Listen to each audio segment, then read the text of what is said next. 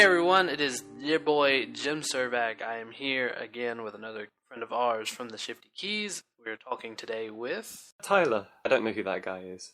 No, I'm uh, joking. yeah, he's not around very much, so you probably haven't heard much from him, but we're doing another private cast, but this time we're talking anime. Specifically my teen romantic comedy SNAFU.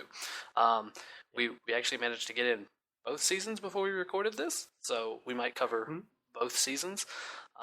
And to me, it was a much more interesting show than I thought it was going to be. It had some good reviews on Crunchyroll, so I was kind of in a slump there after watching a couple other shows, and I was like, you know what, I want to give this a shot. And I had started watching it. Tyler mentioned that he was watching it as well, and I was like, well, we'll have somebody to discuss it with then. And I said, why not make it a private cast? So that's where we're at today. It was something, as you said, like it caught me by surprise because I typically don't like slice of life shows where nothing really happens. Mm-hmm. And you could say that that is kind of what this show is for a long time, but I don't know why. I actually kind of enjoyed it, and I can't put my finger on why. You know, what makes it so different, but I don't know. Maybe it was just written a bit cleverly. I think it's this. I think it's our main character Hachiman. I really think that he kind of captures a lot of what people like. I would say like me identified with, especially in high school, where I'm still today. I'm a pretty good introvert, not to the extent I was a decade ago. Which granted, I was in high school more than a decade ago, so it was so like when I was 14. So I guess that makes it like 15 years ago now. So I kind of identify with that because I was never the popular kid, and I would sit back and I would watch people and try to come up with ideas and explain why people behaved the way that they did. So I think that there's that kind of identifies with me. Maybe that's what struck me with it. I think who is it? His professor or his teacher? I forget her name now.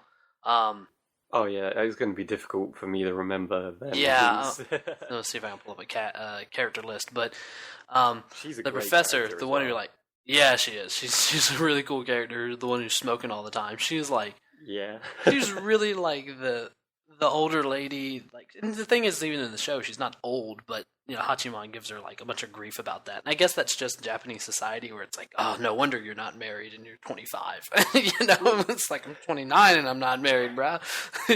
So it's but she's a super cool character. I like that she pushes him the way that she does. Wasn't there? I guess we should just point out and just say, like, if you haven't watched the show, we may actually spoil some of it by saying a few things. But... Oh yeah, well, I mean, I feel like private casts are always spoiler casts. Yeah. So just be prepared, guys. Going into it, we're gonna make specific comments. I mean, there's nothing like mind blowing that really happens in this show. Like nobody dies, or anything like Spoilers. that. I was expecting one of them to die. Yeah, I was too. I was really expecting like there to be some super tragic accident at some point. But the only one ever affected by, I'll say not the only one ever affected by an accident was Hachiman, because I guess Yui's family was involved in that. Then she saved her dog, and then wasn't it what's her name, Ryoko Shida? Her family like owned the limo, right? Yeah, it was their car that hit, or was going to hit the dog. I totally screwed up the characters. See, this is how bad I am. It's not Ryoko. I don't know where I got Ryoko from. It's Yukino. She has a weird name because it's Yukino Shita, and so it's like, what do I call her? So, and it's the same thing with Yui. She's Yui Gahama. So the thing that really got to me, and I guess it was really late into season 2. Actually, I can't remember exactly where it happens, but when Hashiman and the teacher, like, they have that car ride together and they have a chat like on a bridge. Yeah. I really liked that particular moment with that character, because then you kind of see. Yeah, like, absolutely. She is. She's super cool. Her. Yeah, and I like there's like this little thought that Hashiman has, which is like if I was a bit older or she was a bit younger or something like that. the teacher Shizuka, she's honestly my second favorite character, next to Yui. Yui's my favorite because she is super expressive and reactive to everything, and I love it. And that's a lot how Sparks is with me. So Yeah. I guess I identify with that because Marilyn's very reactive to everything, and so is Yui. Like, from the moment I saw Yui, I was like, oh my god, I was like, I love her. She's great. She's absolutely a super huge amount of fun. That actually brings me to my first question, that I feel like if the audience are really interested in this subject, we could make friends or enemies here, both of us. But Right. have you seen the Team Yui or Team Yukino things that go around? No, I haven't. It's essentially like which way you think the relationship would go. Like, is he going to hook up with essentially girl A or girl B from the show? Absolutely Yui. Absolutely Yui. Because I'm on the other side of the fence. No way, man. No way. Well, I'm glad that we have a different opinion about that, so we can discuss it. But yeah, that's something to talk about. yeah, I mean, I think he's going. For me, as somebody who's like opposites attract, I think that I think that he goes for Yui because Yui is very outgoing, and she wants to. She's got this love where she wants to keep everybody together, while Hachiman would be like, nah, don't have to worry about that, and he would just push somebody off in a heartbeat, and, go on with his life if he didn't have any moral obligation. Like, he's obviously somebody who cares about people because he works in the service club and he actually goes out of his way to help people, especially when he gets roped into helping the class president in the second season, when he doesn't need to. He doesn't have to by any stretch. So I think if he's morally obligated, he'll help people, but if he doesn't feel morally obligated, he just cuts them off. While Yui would be that person who's like, no, come on, we got to do the right thing, and I think she would push him in the right direction. And while at the same time, I think that his more, I don't want to say narrow-minded, but his little more rigid ideology might help Yui from flying off, on some random adventure on a whim. He kind of ties her down and is like, look, don't do something stupid. Right, yeah. Yeah, and so I think like long term, I think that Yui and Hachiman would be a much better relationship than Yukino and Hachiman. Because I feel like Yukino and Hachiman are too similar, and that's why they butt heads so much in the series. Which could be a good thing, because they are similar, they can get along with each other easily, if they could get along with each other easily. So you definitely covered the points well, because that's the one thing I was definitely going to compliment about the show and the way it was written, where they kind of have a love triangle, but they really don't, and they couldn't have picked like two characters that are further away from each other, but at the same time, as you said, one's a opposites attract character where she's the exact opposite, and Yukino, which is arguably the exact same as Hachiman, like personality-wise, but yeah, very similar. Not exact, but very similar.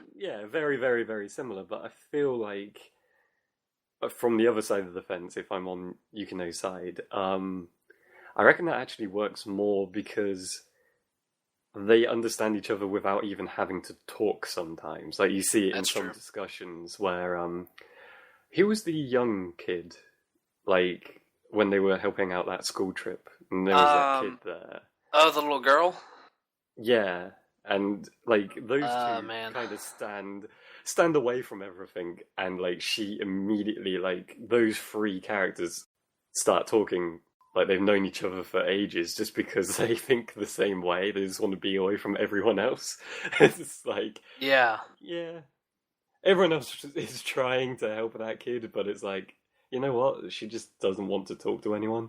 Like those two who don't want to even talk to each other, so they kind of get it. Right. I'm trying to remember that little girl's name. I want to say somebody named Yamato. That's Hayato's. He's one of Hayato's butt buddy. Oh yeah. I'm trying to remember the little girl's name. Is it Rumi? Oh, that's gonna drive me insane. Yes, that's her. Yeah, I'm looking at the characters right now. Yeah. That's Rumi Surumi. So again, with like the same first name last name thing, it's annoying.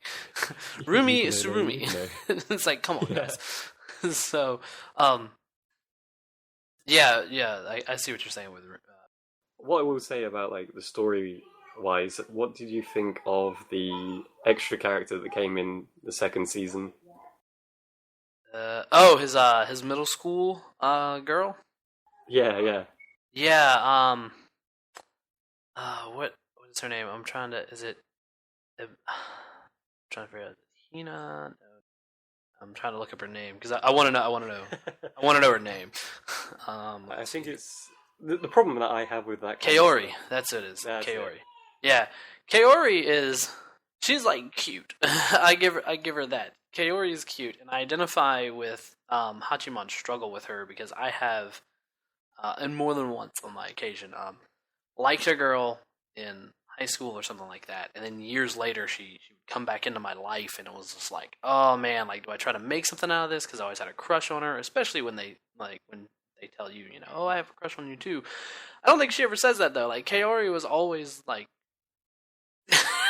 they saw each other's relationships really differently. Kaori's like, Hachiman, you're a really like creepy motherfucker in middle school.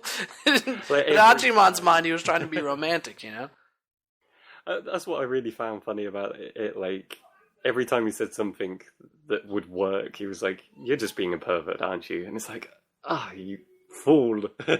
Yeah, right. Yeah, so he got some grief on that.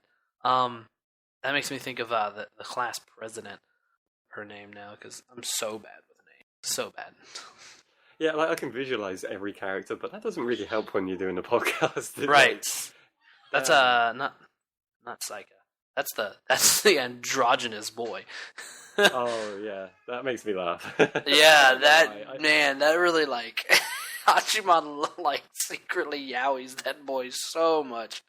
It really made me uncomfortable at first. I was like, I don't know, like where's this show going? It was the one thing about the show that made me question it for a second. Like maybe I don't want to watch this show. Maybe it's not the show for me.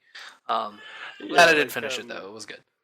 When other shows have done similar things to that, like Ouran High School Host Club has a thing where two characters are constantly like that. I love that show, but I hated those scenes. But I don't know how this show did it. It kind of made it funny.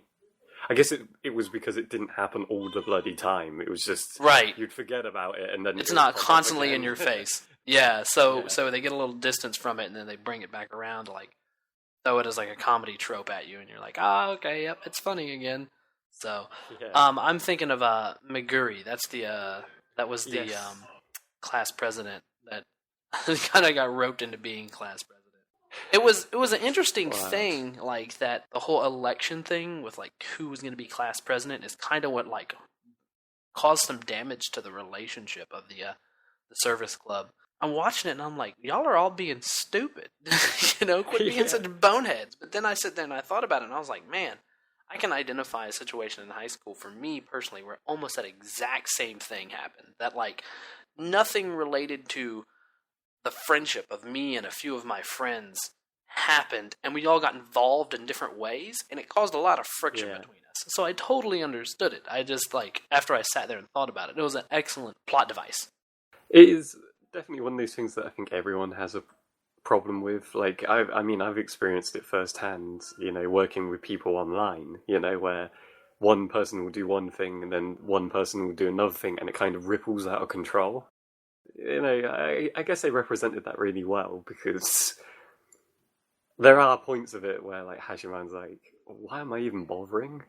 And you're like, yeah, why are you even bothering? And then you realise, you all simultaneously kind of roped yourself into this. Right. Like, you're all to blame. You didn't have to get involved. Yeah. Like, why are you bothering? And it's kind of like, secretly, these are the only friends I've got, Yeah. And again, it comes down to his whole moral backbone, as much as he is like that person who's like, I don't want to be part of the crowd, I don't want to be a member of the pack, he still has that moral fiber where it's like, if I say I'm going to do something, or I got to do it. And so he's very strict on that. I feel like that's where that, I would say the third, look, I've got to remember her name. Is that Kiori? Is it? Kaori, from the middle school friend, Yeah, I think that's where like she comes in. I think that's why they introduced her in the second season and stuff like that as well. Where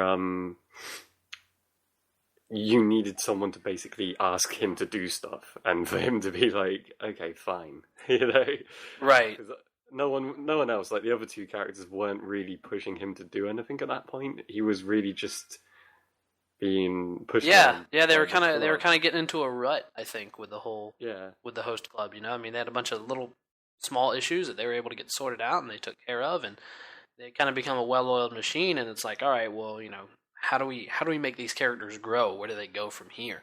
And I think that that's where this friction comes in with Meguri. You know, his old romantic interest, not even though she yeah. didn't really feel the same way. I find that so funny as well.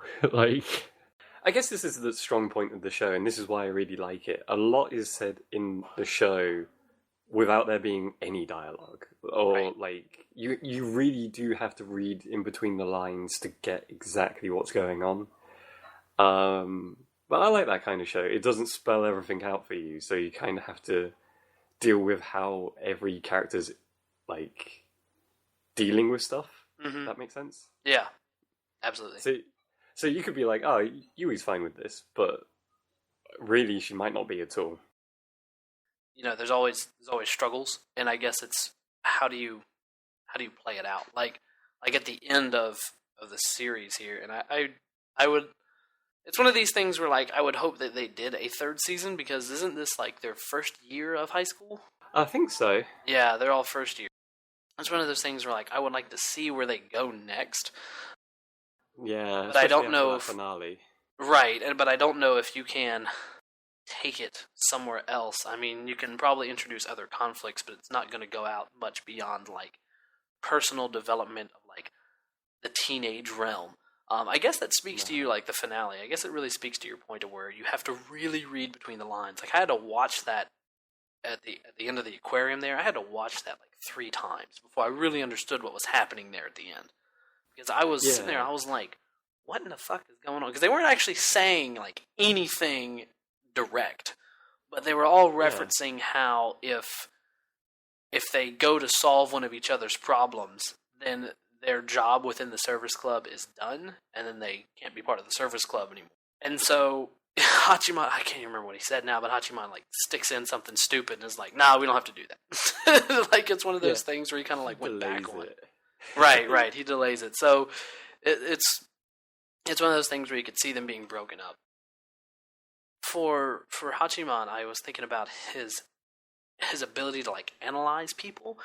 I could absolutely see an anime coming out where Hachiman's like 10 years older, 15 years older, and is like a private detective. You know, like like he's like a criminal investigator. Like he's got this mind for like understanding people even when they don't understand themselves. And I was thinking about that watching this show. I was like, man, I was like they could really like make a cyberpunk kind of like dystopian future anime with him as the main character, and I think it would work well. It would be weird because in my mind, I'm imagining stuff like psychopaths. I don't know, like I reckon that could work. But as for continuing like the series, I don't think it would answer any questions. Like if the third season comes out, I feel like if they said, "Oh, he actually goes down this route and he like dates somebody," or if he goes down this route, he dates so and so. I I reckon that would just end the show, like, and I feel like the entire third season would be him delaying it with more and more friction between the other two Right. women involved. It's weird, like, because I do want there to be a final say on what actually happens, but at the same time, I don't want it to happen like on screen. I feel like um, I'm Well, that's enjoying how we all kind of reading feel with into any it. good anime, isn't it? It's like I Yeah, don't want it to end, but I know it has to. Like that's how I felt with Psychopaths. And like when it ended, I was just like, man, I was like, I feel like there's so much more that could go on with this show.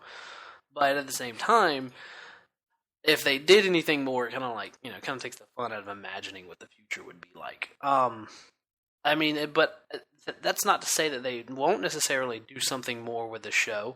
I mean, the manga's got 4 volumes and it's still ongoing right now. So I guess it's totally possible that they could do more. I don't know how well it comes off in a TV show. You know? Yeah, I think if you get the main point across of, I guess, slice of life, but an excellent slice of life. If you come across with this excellent slice of life and you see the friction of teenage struggles and building relationships, especially for somebody who's very introverted but who wants to do the right thing, then it's I think it's much more difficult to do as a TV show. So yeah. maybe that's why there's not a third season, because this show was on in 2013. Yeah, it's getting further and further away from a possible third season, isn't it? Right. It ended. The original run ended on June 27th of 2013. So, yeah, almost 3 years now. So I'm gonna say not likely, even though the manga is still ongoing. I need to start reading into it because I kind of want to know where it goes. But one compliment that I have to give out to the writers of this show as well. I think this is the first time I've seen. I know that the can come off as creepy at some times, but it's the first time I've seen the main character written as introverted and not angsty about it. If you know what I mean. Yeah. No, like he's very sure of himself. It almost, like, I don't want to say it comes off as arrogance, but he's definitely very sure of himself. Where he's like, I'm making these decisions, and here's what I'm doing. So y'all can deal. Like a lot of times, like with the whole class production where the class president like runs off stage and he just goes up there and he's like, look, I need you to get your shit together, get the fuck back downstairs and deliver this speech. And again, that's me. Like, it's kind of like me where I'm like very bullheaded. I'm like, you need to like just stop. Okay, stop being yeah. Just go do your job, and you can break down after the fact. So yeah, I think he is a very well written character, that's for sure. I mean, the three main characters really are. I mean, I think all the characters are pretty good. Three main characters especially. There's one, I think it's called Hina, that kind of wasn't written that well, but I think that was supposed to be. Are you talking about Love Hina? A joke. No, but there's a character in there. Oh, I could have sworn her name was Hina. Character it was like named Hina. Oh, yeah. Hina Abina. Yeah. Yeah, and I swear, like, every time she's on screen, it was like, oh, is it the blonde girl? That's who she is. She's in Hayato's little clique, where she's she's the one that kind of like just broke out in nosebleeds all the time about stuff. Oh yeah, the yaoi girl who loved the yaoi stuff. Yeah. All right, I'm with you now. Like, she is very weird, man. I guess I didn't really like her, but that was like about.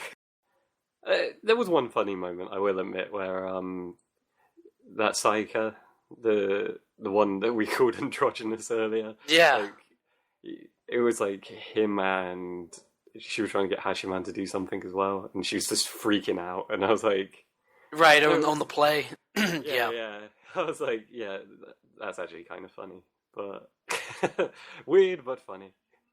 Yeah. I'm trying to think of the girl that you would like. What is the name of that girl?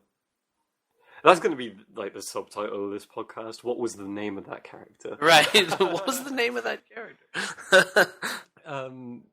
The one that was kind of like the most popular girl. Is that the one you're referring to? The one you're talking about the blonde girl. Yeah. That was that character I kind of liked. Like, even though that she was portrayed as like, it's Yumiko. That's who she is. Yeah, I'm going to take your word for it. I'm just going to be like, yeah, even if you... Yeah, no, that's her. No, that is her. I'm looking at the description. It's hard for me to remember because I watched it about 2 months ago or something like that. So a lot's happened since then, so apologies. I can imagine like people that just come fresh off the show being like, how could you forget everyone's names? Right. I didn't even remember their names like watching the show. Like I would like watching the show, I only remembered Hachiman, Yui, and Yukino, and that's it. You remembered their appearance and immediately what their traits were. Right, it's like, okay, hair color and boob size. Like where are we at with that? And do they smoke? Because that's a deal breaker too. The guide to half of the animes out there that I've seen. Right. Yeah, it's not very descriptive. It's not where you go to describe somebody in an anime, for sure. If I remember rightly, we were discussing bits and pieces of this on Skype. You really liked one of the characters' mothers, didn't you? Which one was it again? Who? Oh, I think it Was was it Yui's Yui's? mom. Yeah. Yeah, dude. I just remember you saying she's the Like, best girl, and dude. I was like, Yeah, she's definitely the one Hachiman needs to hook up with. Like, forget Yui. Just go go for Yui's mom. Yui's Yui's mom has got going it going on. Yeah, I thought that character was really funny because it was like when you saw them, I was just like immediately, that's where Yui gets the personality from. That's actually Right. really clever. I suppose that's true with Yukino's one, where like she's like super businesslike and hmm cold. She Yeah, reminds me yeah, of Weiss. she does come off a bit cold, like, and her sister is, I'm, it's this interesting dichotomy between her and her sister because it's like, her sister is, very, like, go get 'em in her own way, like, she really wants to, like, get what she wants, but Yeah, she doesn't come off as being quite so cold as Yukino does. However, there is something about Yukino's sister that's almost like sinister, as yeah. much as this show can get sinister. But she seems very like a secretively very selfish. She seems like one of those characters, and I think they do actually discuss a little bit of it in one of the later episodes, where like if she gets on with you, she's okay, but if you annoy her, that's it. Like that, you're just an asshole to her. Like in any way, shape, or form, she just is really cold. You know. But for some reason, she likes the main character, doesn't she? She constantly teases that one character over and over again. Yeah. Funny to watch, but then you sit there and go, "What is your deal?" Because to everyone else, Yeah, Haruno. That's it. te- That's Yukino's older sister. Is Haruno. yeah, yeah. Like as soon as her sister comes into play, like you see the other side of her, and you're like, "What is your problem?" Like you go from really like innocent and cute and funny and teasing, and then suddenly you interact with any other character, and she's like, I don't know, like she's got an other agenda on something, like an ulterior motive with how she talks. I'm Oh, like, this is weird. you mean Yukino or you mean Haruno? Oh, Haruno, like every time she says something in front of Yukino, it's like Yeah, it's almost she's always malicious. hinting. Yeah, like she's always hinting at something, like I'm trying to think of a direct example, but it's been a while since I've seen the show, but I remember they faced off quite a few times. Yeah, there was Well, what was it with the where she pulls up in the limo oh yeah.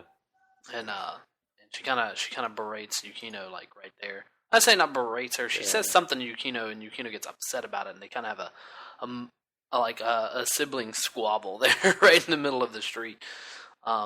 And the other two are just watching, aren't Yeah, they? they're just Like, bystanders. I mean, at that point, you're kind of like, well, I'm just gonna stand here because I don't know what to say and what to do. So it's one of those things of I think they're probably like, I want to stand up for my friend, but this is also a family matter that I have no business being in. yeah, So it's family it's man. definitely that's definitely a true thing that I can identify with as well. It's like when you're visiting a friend's house and like you can hear an argument in the distance, like a Right, loud thing. been And you're there. just sitting there, like, I can't say anything. It's that kind of awkwardness. Yeah, just gonna sit there and like let it happen, and just all right. Well, when this is over, we'll go back down to the bun shop, I guess, and we'll carry on with life. What I was gonna bring up was like, as well as the show, the dialogue, the writing behind it, I really like the music, which is funny because I watched the whole show and I didn't pay much attention to it. I think there was only one scene. I think it was when Hashiman and Yukino are on that little fairground ride when I actually paid attention to the music. It was like some violin pizzicato stuff going on. I really liked it. Yeah. But other than that, I really never really paid attention to the music. And then I listened to the soundtrack afterwards. It's really good. Like, Okay, I'll listen to the soundtrack on my own then. But I don't yeah. I don't recall the music either. Like I remember thinking that the opening for the second season was annoying, so I'd skip it. and I really did enjoy the second season opening, but I think that's because I heard a mashup of the song that was put into like a really inappropriate song, and then I was like, Oh, dear. "Oh, that's where this comes from." Oh, cool. That's always fun. For the reference, that's "Senpai Gonna Love It" by Triple Q, and it's the opening lyrics from Senpai gon' love it, is what you just said? yeah, it's mixed with like Kendrick Lamar. It's so good. Let me find this real quick. Because I stumbled across a song named Senpai a while back. I don't know. It might have been me linking it. Like, I remember I went through a phase of starting. I love that if you type Senpai space G, it's the first thing that shows up. Senpai gonna love it. Oregairu versus J-Rock featuring Kendrick Lamar. Okay. That's the one. Alright, I'm gonna save this for later. I'm not gonna listen to it right now. Yeah, like, I really liked, there's a track called Win Win, which sounds like it belongs in Ocean's 11. Mm-hmm. That one's really good, and a lot of the music is really just like acoustic piano-y stuff, but I'm really into that kind of stuff. You know, that's the stuff that I write. So hearing it work really well throughout the soundtrack afterwards was pretty cool. I don't know where I was going with that.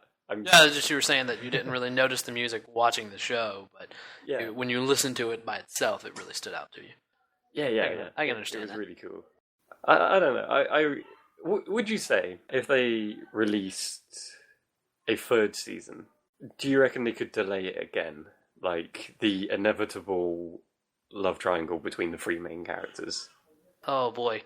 So, if they do a third season, here's my thing about it. If they do a third season, I feel like they got to do a fourth. Like, here's how I see this, like, hashing out. If Hachiman is going to be with one of those two girls, it breaks down one of two ways. Whoever he dates first, he ultimately doesn't end up with in the long term. He ends up with the other girl. Or whoever... Because I feel like if they're going to do a third season, they would have to do a fourth season. He would end up dating them both at some point. Oh god, it turns into school days. Right. right. But like, so if he dated one first, and because they're young and, you know, hormones and just life in general being difficult, they end up breaking up. He goes to the other one for comfort. She comforts him. They have a relationship. Not like, I'm not talking like sexually. I'm just mean like having a good friend. You know, even being a couple. And then something else happens, and life again just goes sideways. I mean, me personally, I think, like, having not read the manga, I don't know what happens, but I think that the way this breaks out, it gets into a real, like, romantic comedy screw up, which is kind of the name of the show. That's what I was expecting from the beginning. Yeah. Maybe that's why this is called SNAFU, Situation Normal All Fucked Up, is that it's like, it's a slice of life romantic comedy, but it doesn't go the way most of these shows do. I would see, like, if I had to say a season 3 and 4, where we see them struggle more with interpersonal relationships with each other, as they get into deciding, you know, do they need to date because they're such good friends, and then coming out at the end of high school, like, going to college, like, genuinely loving one of them, you know? And that's how I would see it break down. I feel like, just based on, you know, this little piece of their life that we've seen, because granted, this takes place over the course of, like, 6 months, you know? Something like that, yeah. Yeah, like, it's not super long. Seeing this little peek into their life, I mean, I think long term, like, he could definitely get with one of them. I just don't know long term which one would be better. I think Yui would be better. I guess you're going to throw me on Team Yui, that's fine. I would definitely take Yui for the long term. I think she is way more fun than Yukino is. It's a weird one. I've seen a lot of people, by the way, because I love reading into things like this. The thing that I love doing is reading into arguments between Team Yui and Team Yukino. Because both sides, to an extent on the internet, do justify their points really well. And of course it's the internet, so some people are just going to be like, Team Yukino and fuck you, you know, that's it. Right. Some people are just not going to have it. Yeah, I hear you. Yeah. But, like, I feel like until they definitely say it's going to go either way, that nothing's going to happen. You know, he might just hook up with Ihora or whatever it is. I feel like the way I see it is it might just throw us all for a loop. And if there is a third season, like, it will be almost like a time skip, and he's with someone completely unforeseen, like someone that's like hardly in the plot whatsoever, and things have moved on, and then you actually get an explanation as to how that happened. Yeah. Well, that's what I'm saying. Like, that's the other way this show goes, is that he doesn't, like, these are just ultimately like his two like high school BFFs, and then coming out of it, it's there's nothing. Because I don't think you're going to satisfy either team, if you know what I mean. So, if it's down to satisfying one team over the other, then I guess the best option is to piss them both off. You're going to go burning down this ship together, The ship will not set sail. Right. But yeah, it's a good show. Considering I'm not into this kind of genre of anime at all, and I hate slice of life, and I hate shows where typically nothing happens. Mm-hmm. But I just love this show, and I don't understand. It's a good show to love. I mean, it's not the best show in the world, but I do think it is, for me personally, it is probably, there's another semi-slice of life show that I really liked a lot that I watched years ago. It's my problem with anime. I typically only watch them once, and I don't rewatch them. Is my problem.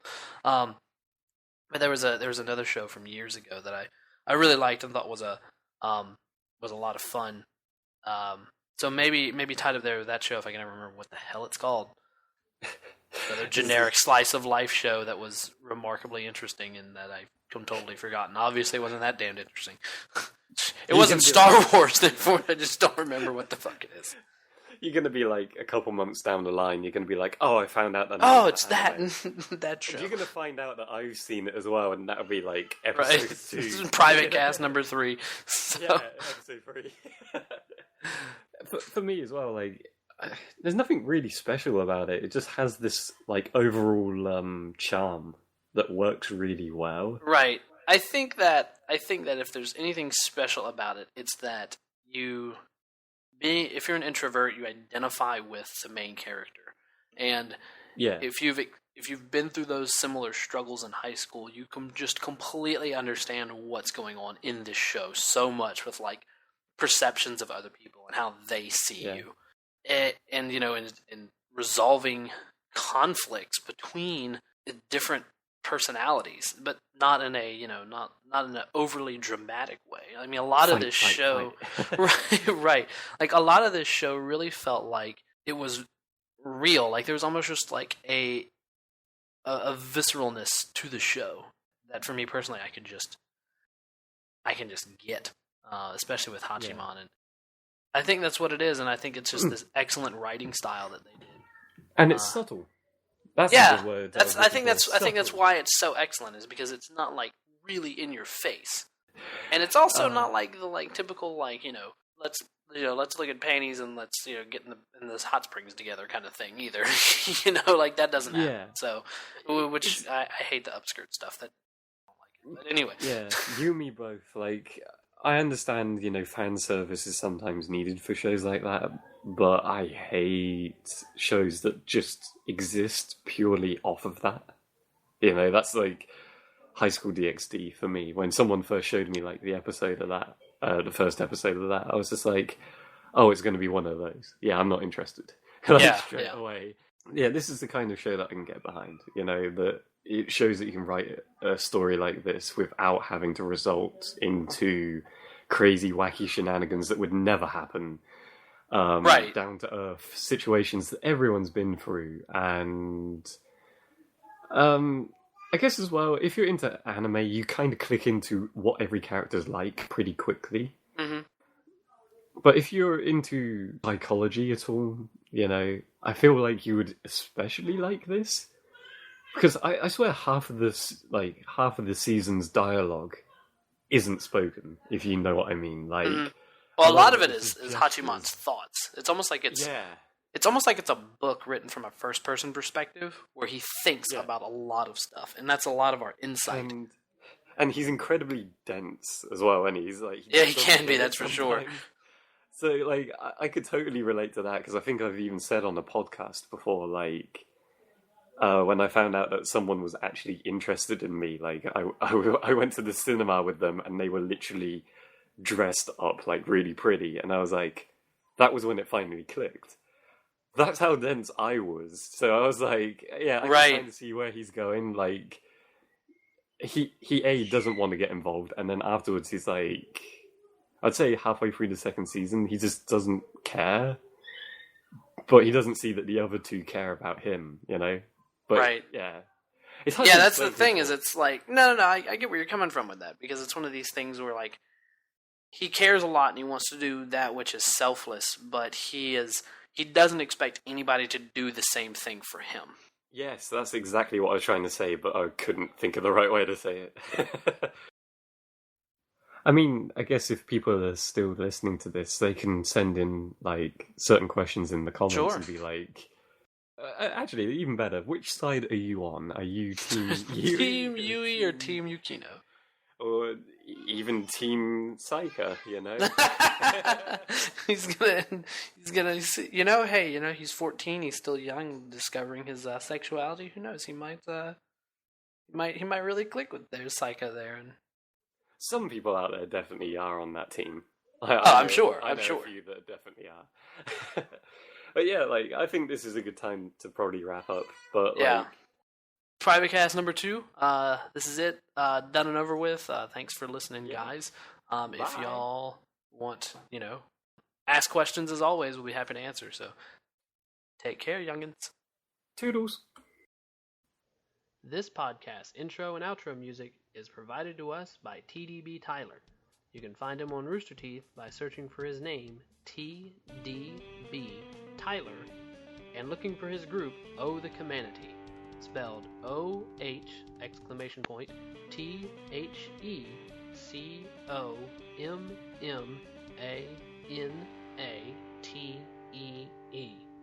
You can also find more of his work on YouTube by searching for his channels, The Dropped Banana, all one word, and Oh the Humanity. Can you hear that? Like, hear what? Okay, never mind. One of my roommates is like howling. I feel like, as well, we should. I wouldn't call it singing. It's literally like howling. A joke about it. Yeah, I can. I mean, if it comes down to it, I can just edit this, you know, because I'm not an audio engineer, but GarageBand makes it look like I'm an audio engineer, so we can make it work. The magic of audio editing. Right. The magic of good audio editing software. For those of us who don't know what we're doing. Okay. I'm just very concerned that my dog's in the background because they're excited about visitors. They're going to be making noises like that in the background, if you can hear it right now. It's very, very faint. I mean, it's almost impossible. So, but it sounds like they're being strangled, you know? Like, they're like scratching at the door. Not this door. They're scratching at like the kitchen door to see my nieces that just visited. So I was like, if you say hi, they get excited and bark. So it's just going to be a nightmare. Right. Okay then. Just saying that from the top. All right. All right. So I guess we will. We'll just jump right into it here. I'll count us in, and I'll introduce myself. You'll introduce yourself, and we'll talk about SNAFU. Yeah. 3, 2, 1.